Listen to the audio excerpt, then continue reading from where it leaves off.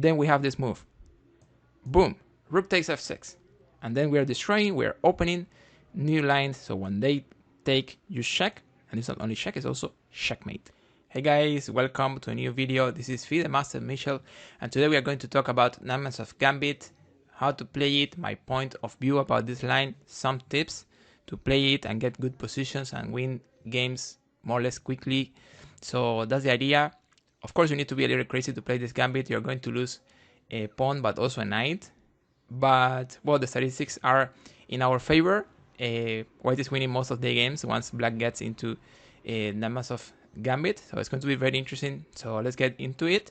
In the video, I'm going to show you the context of the line, how to play if they don't get into Nakhmanson Gambit, what are the options to continue playing tactical, unclear, interesting, and dynamic positions if they don't get into Nakhmanson Gambit. And of course, we are going to see what happens if they get into the Nakhmanson Gambit and they accept the Gambit, what happens if they decline the Gambit, and some typical tactics that we should know very well for this kind of positions in Nakhmanson Gambit. That being said, let's get into the chessboard. So we play e4 and they play e5, right? Then we play knight f3, they play knight c6, and we're going to play here bishop c4. At this point, there are two moves for black that are better than the others, and those moves are knight f6 and bishop c5. So if they play knight f6, that's what we want. We have the line that we're going to study today. And if they play bishop c5, then then we cannot play Nakhmanson Gambit. However, we have other options. One of the options is Evans Gambit, so we can play b4 here. We're not going to start Evans Gambit here, but well, there's a card somewhere over there where you can check how to play Evans Gambit. It's a very short video where I explain everything, or as much as possible, and also simplified, so you can understand everything and you can win games and have fun playing Evans Gambit. So that's against bishop c5. Against knight f6. So here we are going to play d4. But let me tell you something. There is also this line that probably you might have seen it. Knight g5. This is knight attack. And if they don't know this line, you can have good positions. Like if they play d5, you capture. And they have to play knight a5, or maybe b5 is an option, or maybe knight d4. But if they play knight d5, which is the most normal move, then you can play fried lever attack. And it's going to be very good for you. The problem is that this line is very well known, so probably your opponent has already studied this and they won't fall for this trick. So probably they won't capture here knight takes d5, and they will play one of the other better moves. Also, by the way, if they get into fried lever attack, the way to win is not obvious. You can play shak. They have to come here to defend the knight, and we are winning, we are better, but again, it's not obvious. So if you want to learn how to win if your opponent gets into fried lever attack, video in the card, so you can learn how to deal with those positions, how to actually win when your opponent gets into fried lever attack, because it's not totally clear. Well, after this, we're going to play d4, which is a little more rare, a little less common, and that's the good thing. Like, your opponent's probably almost for sure has not studied this.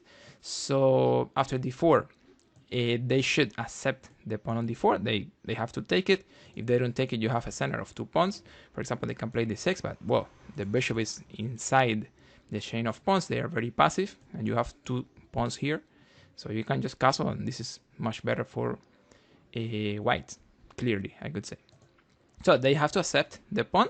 It takes d4, and here we're going to castle. At this point, what can happen? Well, there are 2 good moves, 2 main lines here for black. They can develop, or they can take the pawn on e4. Taking the pawn on e4 happens a lot. It's very common, but that's what we want. We want to get them into this, and then we will be able to play Nakhmanson Gambit. There are 2 reasons why your opponent can actually get into this. The first reason is, if your opponent doesn't have too much experience, they probably don't know how dangerous it is to take one pawn like this, because they are opening the file and the king is in the center. So that's a group of opponents that are very likely to take the pawn. There's another group of opponents that are again very likely to take the pawn, and those are those who say or think, okay, this is very dangerous. My opponent can play, for example, rook e1, but then I have d5, and d5 usually defends everything. It's actually a theoretical line, so it's totally playable for both. But if they don't know the line, they might think that way. Like I take the pawn, and for example, rook e1 d5, and this looks playable, so I take the pawn. So those are the mindsets that can make black play something like this. Well, as I said, 94 or bishop c5. Before we get into the line that we're going to study, let's see if they play bishop c5, so you know how to deal with something like this, because it can still happen a lot. Your opponent can perfectly play this. And of course, we want to continue playing dynamic positions on clear and tactic position. So if this happens, you can play e5. And here the best move for black is going to be d5, but then you can take the knight, and they can take your bishop, and then you can give a check on e1. They need to block here with the bishop on e6. At this point, white is going to be a little better if you capture f takes g7. Slightly better for white. Totally okay, totally playable, and we are fine. But also, let me show you one trick that is going to work very often, like many times this is going to work. This move, knight g5. I think the best move for black here is like g6, but I can tell you almost for sure that many opponents will capture on f6. It's a very common mistake here, very common blunder, we can say. Like you can capture the bishop on e6, and then if they capture back, bishop hanging, and there's a check. So you can play queen h5, you get the bishop with a fork, is the idea. So you just play queen here, and then you get the bishop. So that's the idea of this line. So you know, if your opponent plays this line of bishop c5, you have this e5, and the game is still unclear. It's still very interesting. So let's get into knight takes c4, and now we are into Nakhmanson's Gambit when we play the next move for white, and it is going to be the surprising knight c3. And here the knight is totally hanging here. It doesn't make sense. It's totally crazy, but actually lines are interesting if they accept the knight. At the same time, it looks like, what is this? I mean, what happens is just the knight hanging. There's nothing. That's how it looks like. So many opponents will take the knight, and it's totally playable. It's totally okay, but the lines are complicated. There will be fire on the board if they take that knight. We have many options, and we're going to see that very soon. So the lines where they accept the gambit, d takes e3. Well, here we are going to continue with the surprising bishop takes f7, and basically they have to capture on f7, and then we have queen d5. So we're going to get the knight back. So this is a key position in Nakhmanson's Gambit, because your opponent has many options. I mean, not many, but some options, like king e8, king e7, king f6, or king g6. The best move according to engines is king f6, but as you can see, this is not a human move. It's very unlikely that an opponent plays this in a blitz game, because it looks like the most dangerous move. But, well, it's actually the best move. If they play this, according to engines, black is better. But we know it's not going to be easy to survive in that position, because we have many threats, many ideas, many tricks. So that's the idea. That's why this gambit is so interesting, because the line that refuses the gambit is with the king on f6. So most players will play king e8, but let me show you, for example, some options here. If they play king g6, the win is very clear and very simple. We just play queen takes knight, check. And if they come back to f7, well, then you just play knight g5 check. And this is winning, because if they come to g8, you have mate. And if they come to f6, I think we have queen f4. And this is going to be mate very soon. You're getting f7 with your queen. Your rook is coming over e1. So in all the lines, you're going to be winning. So queen d5, king g6 is not working. Let's take a look at king f6, because this is a key line. Here, we have to capture the knight on e4. And another good thing about this gambit is that there's only one move for black here. If they don't play this, they're lost. That's still interesting. And also, if they play this, we have tricks. Let me show you something. If they play here, for example, d5 instead, they are lost, because there's a skewer, and they're not going to get your queen. You can play here bishop to g5 check. King goes back to f7, and then let's save our queen with a check. Queen f4 first, and then we'll be able to capture black queen. So again, at this point, bishop e7 is the only move. That's something we need to remember. And if your opponent doesn't play this, well, probably you have a way to win, or a way to continue with a lot of initiative and many threats. At this point, we're going to have some options to keep the position unclear. I could suggest this line with knight g5. The idea with knight g5 is like, we want to control the square f7, so we are playing queen f4, queen f7. That's the idea. So we continue bringing more pieces around the king. We continue controlling the squares around the enemy king. Observe that this move bishop e7, one of the ideas is that they want to come back with the king to f8 and then block with the bishop and keep the king controlled, everything protected around the king. That's the idea. And also the bishop on e7 is important defending here the square h4, because in some lines the knight comes over here with threats. So that's why bishop e7 is so good. But again, we play knight g5 here, and we have threats at this point. If they find the good moves, they can survive. If they find here d5, for example, you can give a check. They can block. You can play g4 here, and basically they need to give material back. They need to play queen d7, and they can survive in this position. They give the material, but they are not losing by attack. And in general, according to engines, black is better. But the good news is that it's extremely hard. I could say almost impossible for an intermediate player to get into something like this, finding all these moves on the board in a blitz or even in a rapid game. It's not going to be it's not going to happen, almost for sure. And that's basically all we need to know about this variation. But let's focus on the most common line. Let's focus on the most common move, the move that your opponents are going to play more often, and it's going to be this king to e8. At this point, well, we were going to play rook e1, and they're going to play bishop to e7. Almost for sure. I mean, they need to develop and they need to defend the king a little. So bishop e7 is very normal. It's not the only move, but I could say it's the most logical move. So here we are going to capture on e4. And again, logical move here is d6. I expect something like this. It's very common. And we can continue with the pressure with bishop g5.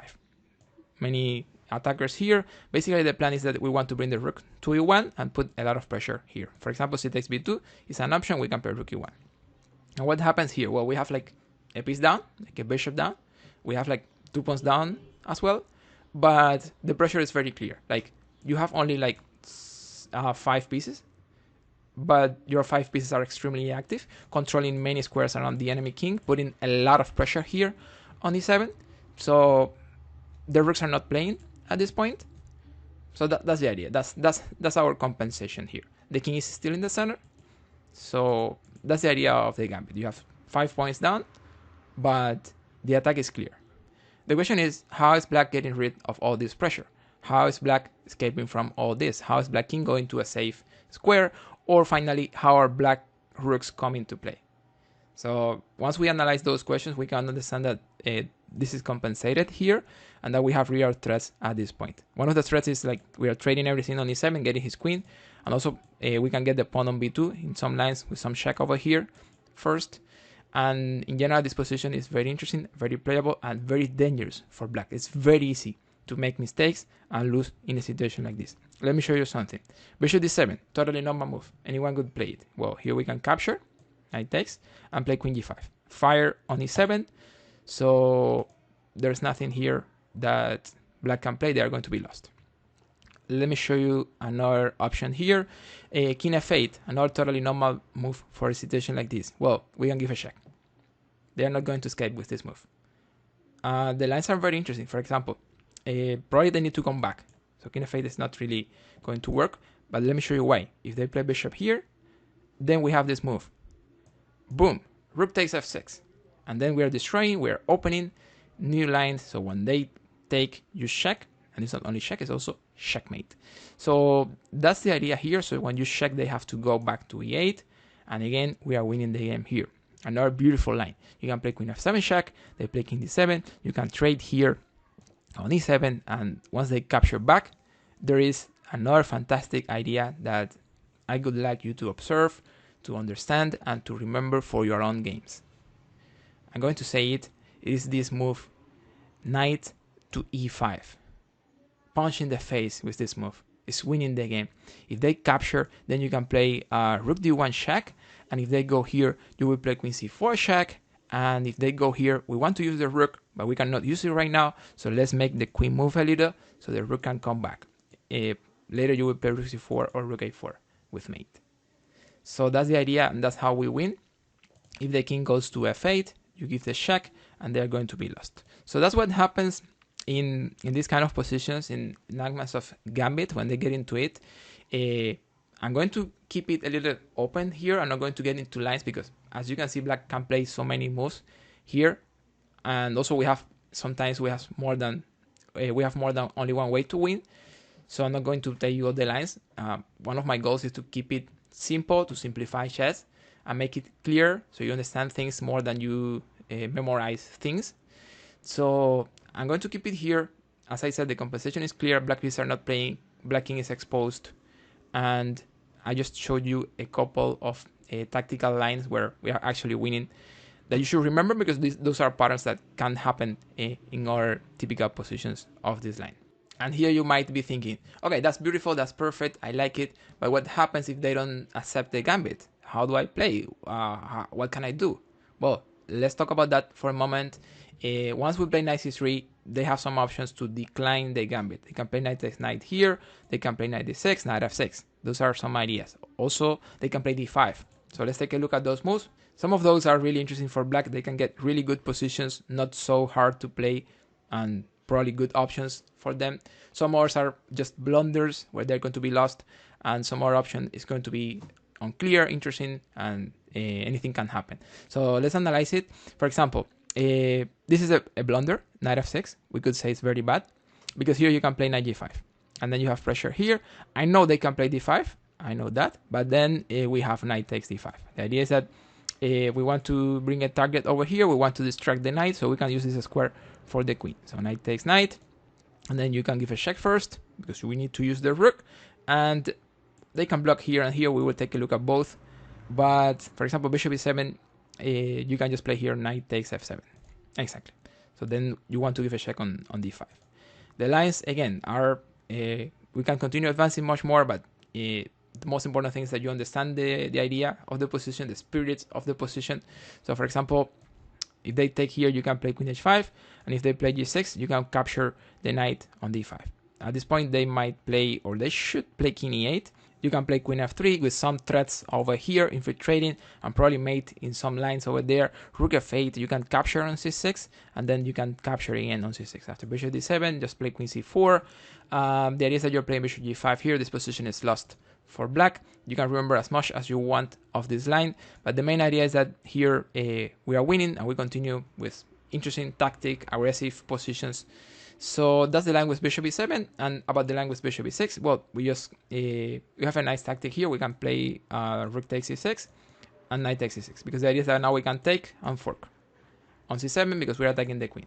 So for example, if they play queen d6, you capture, and they cannot recapture back. Of course, the position one more time is very interesting, and it is very good for white. We could say that we are winning, but for example, we have ideas like bishop here, like queen check. We have many threats at this point. It's unclear, but better for white, we could say. Well, that's the line with knight f6, which as you could see is not good. The other line is when they play, for example, knight takes e3, and this is probably the best option for black when they decline the gambit. This is really good.